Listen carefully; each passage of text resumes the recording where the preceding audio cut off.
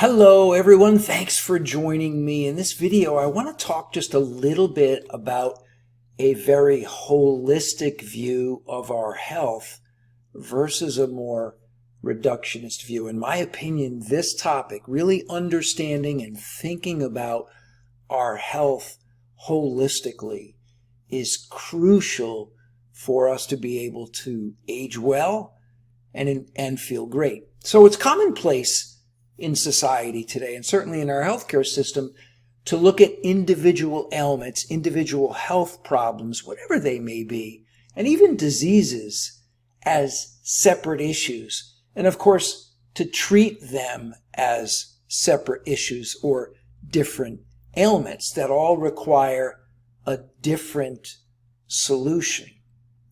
That's what I want to talk about. And naturally, that viewpoint is reductionist in nature, hence this gigantic sign you're looking at. It's also a viewpoint that, as I mentioned, lends itself to treating symptoms, to treat things separately and address the symptoms of whatever issue we might be dealing with.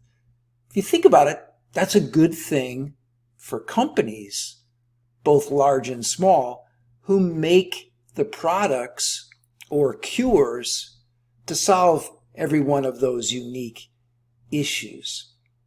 Think about GI issues, dysbiosis or whatever. If you have that problem, take this. If you've got a skin rash, use this lotion. You're depressed, take this pill. You got low energy, then take this and you'll feel better and have more energy. And this goes on and on and on and on. And even lends itself to other, again, somewhat common, relatively minor health issues that so many of us are dealing with. Whether it's high blood pressure, feeling a little apathetic with low energy, maybe not thinking clearly, or something very different, but again, sort of a symptom of perhaps a larger issue, struggling with our balance, feeling at risk for falling. Maybe we're struggling with frequent colds or viruses. Maybe our doctors told us we've got a high resting glucose from some recent blood work. Maybe we've got a little bit of pot belly, so we've got larger visceral fat stores, those fat stores that are a little bit deeper and not so underneath our skin.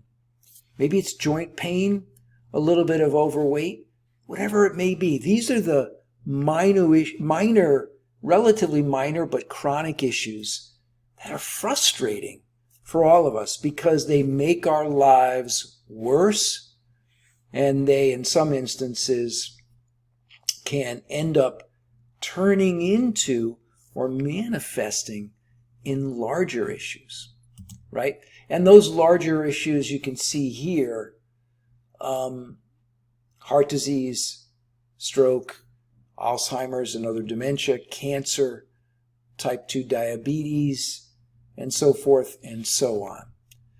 So what's the point in me sharing this with you? The science is showing us that all of these little minor health issues are part of a larger issue, which is our overall health and what is ultimately an accelerated rate of aging.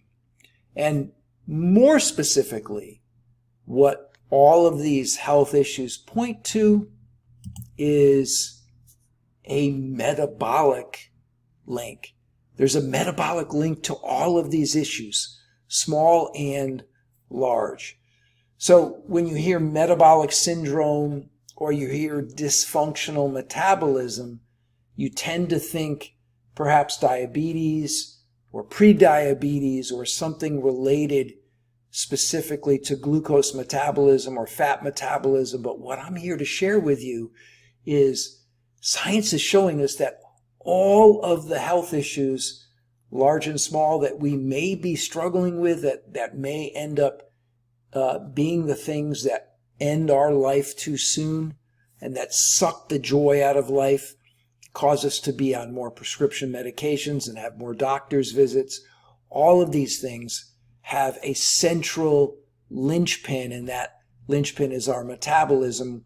And even more specifically, sharing with you right here, the mitochondria.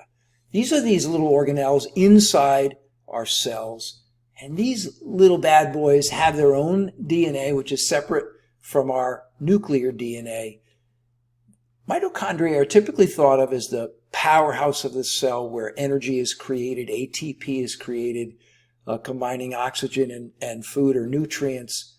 But what we're learning now in the latest cutting edge science is that mitochondria are implicated in virtually every single chronic disease.